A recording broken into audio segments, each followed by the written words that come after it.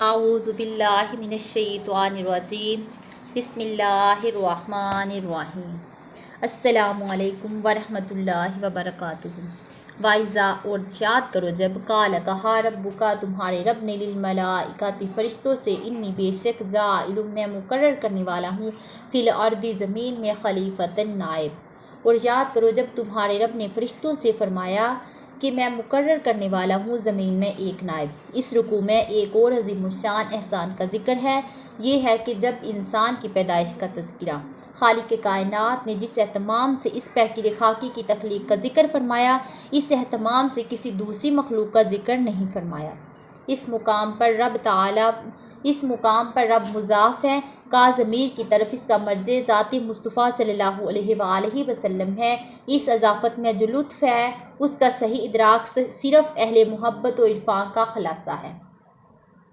قالوا کہنے لگے کیا تجعل مقرر کرتا ہے فیہا اس میں من یفسد فیہا جو فساد برپا کرے گا، ویسفک الدماء اور خون ریزی کرے گا، ونحن نسبح حالانکہ ہم تیری تسبیح کرتی ہیں، بحمدک ونقدس لک اور تیری حمد کے ساتھ اور پاکی بیان کرتی ہیں تیرے لیے۔ قال فرمایا انی بے شک اعلم میں جانتا ہوں ما لا تعلمون جو تم نہیں جانتے۔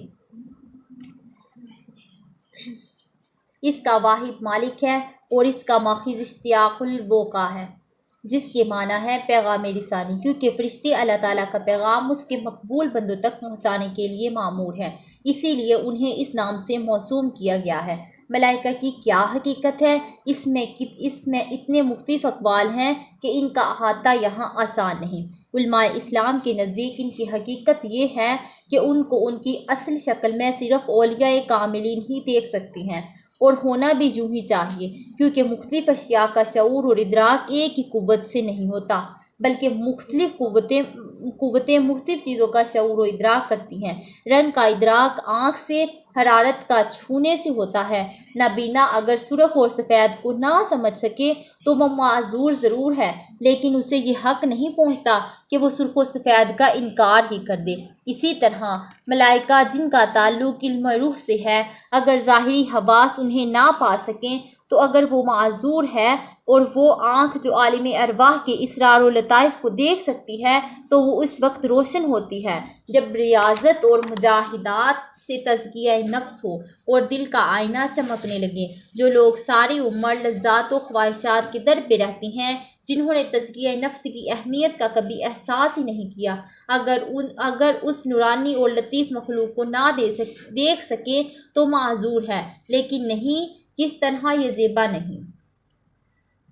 وَعَلَّمَ آدم الاسماء اور اللہ تعالیٰ نے سکھا دیے آدم کو تمام اشیاء کے علم، ثم عرضهم علی الملائکۃ پھر پیش کیا انہیں فرشتوں کے سامنے، فقال انبئونی تو کہ بتاؤ مجھے، باسمائہ ہؤلاء ان کنتم صادقین کہ بتاؤ مجھے ان چیزوں کے نام اگر تم سچے ہو۔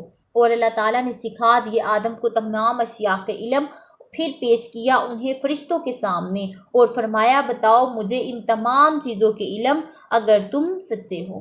یہاں فرشتوں سے مشورہ نہیں کیا جا رہا، نہ ہی اذن طلب کیا جا رہا ہے، بلکہ اللہ رب العزت سے ارادہ عالیہ سے انہیں آگاہ فرمایا جا رہا ہے۔ یہاں دو چیزیں قابل طلب ہیں کہ خلیفہ کسے کہتی ہیں، انسان کو منصب خلافت کیوں تفویض کیا۔ اس لیے انسان کا انتخاب کی وجہ یہ معلوم ہوتی ہے کہ انسان کے علاوہ جتنی مخلوق ہیں اس کا استعداد، علم اور اس کی ادارہ عمل محدود ہے۔ جس کی محدودیت کا یہ عالم ہو وہ اس ذات پاک کا خلیفہ نہیں بن سکتا، جس کا علم، ارادہ، احکام اور تصرف غیر محدود ہے۔ لیکن انسان جو ابتدا میں ضعیف بھی ہے اور جہول بھی ہے، وہ پایا ناپذیر استعداد رکھ دی گئی ہے، اور عقل و فہم کی جو قوتیں دیت فرما دی گئی ہے جن کے تصرف کی حد نہیں۔ اس لیے جملہ مخلوق سے صرف یہی ایک مخلوق ہے جو منصب خلافت کی اہلیت رکھتی ہے۔ علماء ربانی نے اس مشت خاک میں پینہا توانائیاں کے جیسے پردے اٹھائے اور اس کے گرد اس نفسیاتی انسان کے ماہرین نہ پہنچ سکیں۔ عارف کامل اسماعیل حقی کے الفاظ ملاحظہ فرمائیں۔ اور اس صورت کا تعلق عام محسوس ہے اور اس کا روح کا تعلق عالم غیب ملکوتی ہے۔ صورت روح کے علاوہ اس میں ایک پوشیدہ قوت ہے جو انوار ربانی کے فیض کو قبول کرنے کی استعداد رکھتی ہے۔ حضرت ابن عباس، ارقمہ، قتادہ اور ابن جبیر رضی اللہ عنہم اس آیت کی تفسیر یوں بیان کرتے ہیں کہ اللہ تعالیٰ نے حضرت آدم علیہ السلام کو چھوٹی بڑی چیزیں سب کے نام سکھائے، اور خلافت کے منصب کا تقاضا بھی یہی تھا کہ انہیں تمام چیزوں کا علم عطا فرمایا جاتا۔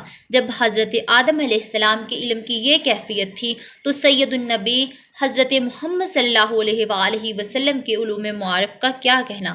جب فرشتوں نے حضرت آدم علیہ السلام کی وسعت علم اور اپنے عجز کا اعتراف کر لیا تو پروردگار عالم نے انہیں حکم دیا کہ آدم علیہ السلام کو سجدہ کرو۔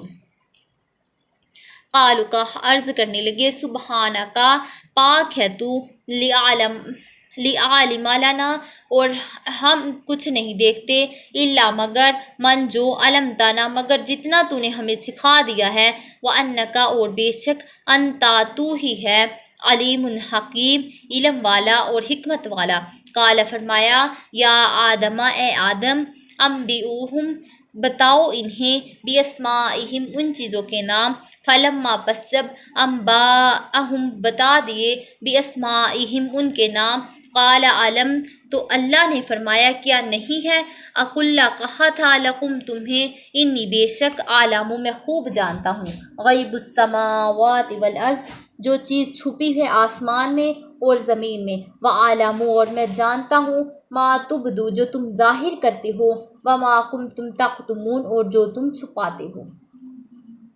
فرمایا، اے آدم، بتاؤ انہیں ان چیزوں کے نام۔ پھر جب آدم نے بتا دیے فرشتوں کے ان چیزوں کے نام تو اللہ تعالیٰ نے فرمایا کیا نہیں کہا تھا میں نے تم سے کہ میں خوب جانتا ہوں سب چھپی ہوئی چیزیں جو آسمان میں ہیں اور زمین میں ہیں، اور میں جانتا ہوں جو کچھ تم ظاہر کرتے ہو اور جو کچھ تم چھپاتے ہو۔ وَإِذَا، جب، قُلْنَا، ہم نے حکم دیا، لِلْمَلَائِكَةِ، فرشتوں سے، لِلْمَلَائِكَةِ اسْجُدُوا، فرشتوں سے کہ سجدہ کرو، لِآدَمَ، آدم کو، فَسَجَدُوا، تو سجدہ کیا، إِلَّا، مگر، إِبْلِيسَ، ابلیس کے۔ اور جب ہم نے حکم دیا فرشتوں کو کہ سجدہ کرو آدم کو تو سب نے سجدہ کیا سوائے ابلیس کے۔ ابا واستکبارا، اس کا انکار کیا اور تکبر کیا، وکان من الکافرین، اور وہ کفار میں سے ہو گیا۔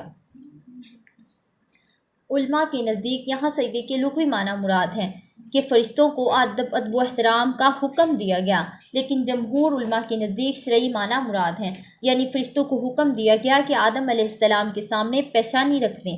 اب اس سجدے کی دو صورتیں ہیں، ایک تو یہ کہ پیشانی جھکانے والا یہ اعتقاد کرے کہ جس کے سامنے پیشانی جھکا رہا ہو وہ خدا ہے تو یہ عبادت ہے، اور یہ خاص ہے اس وحدہ لا شریک کے ساتھ جو خالق و مالک ہے ساری کائنات کا، کیونکہ اللہ تعالیٰ کے سوا کسی کی عبادت کبھی بھی کسی نبی کی شریعت میں جائز نہیں، بلکہ انبیاء کرام کی بعثیت کا مقصد ہی اولین یہی تھا کہ انسان کو صرف اللہ تعالیٰ کی عبادت کا حکم دیں اور دوسروں کی عبادت سے منع کریں۔ تو کیوں ہو سکتا ہے کہ جس چیز سے روکنے کے لیے انبیاء کرام تشریف لائے اس فعل کا خود ارتکاب کریں یا کسی کو اجازت دے؟ دوسری صورت یہ ہے کہ جس کے سامنے سجدہ کیا جا رہا ہے اس کی عزت و احترام کے لیے ہو، عبادت کے لیے نہ ہو، تو اس سجدے کو تحیہ کہتے ہیں۔ یہ پہلے انبیاء کرام کی شریعتوں میں جائز تھا، لیکن حضور نبی اکرم صلی اللہ علیہ وآلہ وسلم نے اس سے بھی منع فرما دیا۔ اب سجدہ تعظیمی بھی ہماری شریعت میں حرام ہے۔ یہ عزت و سرفرازی جو آدم علیہ السلام کو نصیب ہوئی اس کا سبب علم تکونی یعنی اشیاء اور ان کی خاصیات اور ان کے اثرات کا علم ہے، اور وہ امت جس کی آسمانی کتاب میں آدم کو برتری اور فضیلت کا راز بتایا گیا ہو، وہ کائنات کے سراسر بستہ سے آگاہ کیا گیا ہو، اور امت اگر علم سے محروم ہو تو سائنس و حکمت سے ناآشنا ہو۔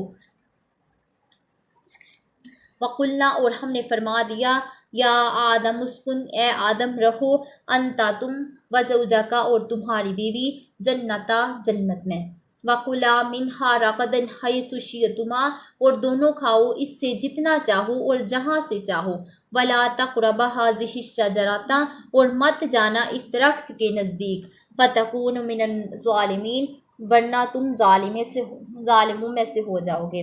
اور ہم نے فرمایا، اے آدم رہو تم اس میں اور تمہاری بیوی اس جنت میں، اور دونوں کھاؤ اس سے جتنا چاہو جہاں سے چاہو، اور مت نزدیک جانا اس درخت کے ورنہ تم ظالموں میں سے ہو جاؤ گے۔ فَأَزَلَّهُمَا الشَّيْطَانُ پھر پھسلا دیا انہیں شیطان نے، عنہا اس سے، فَأَخْرَجَهُمَا اور اس کے درخت کے باعث نکلوا دیا، مِمَّا كَانَ فِيهِ ان دونوں کو وہاں سے جہاں وہ تھے، وَقُلْنَا اهْبِطُوا اور ہم نے فرمایا کہ اتر جاؤ، بَعْضُكُمْ لِبَعْضٍ تم ایک دوسرے کے عدوٌ دشمن ہو، وَلَكُمْ فِي اور تمہارے لیے فی الارض زمین میں مستقر ومتاع الی حین ٹھکانہ ہے اور فائدہ اٹھانا ہے ایک مقررہ مدت تک۔ پھر پھسلا دیا انہیں شیطان نے اس درخت کے باعث اور نکلوا دیا ان کو وہاں سے جہاں وہ تھے، اور ہم نے فرمایا کہ اتر جاؤ تم ایک دوسرے کے دشمن ہوں گے، اب تمہارا زمین میں ٹھکانہ ہے اور فائدہ اٹھانا ہے وقت مقرر تک۔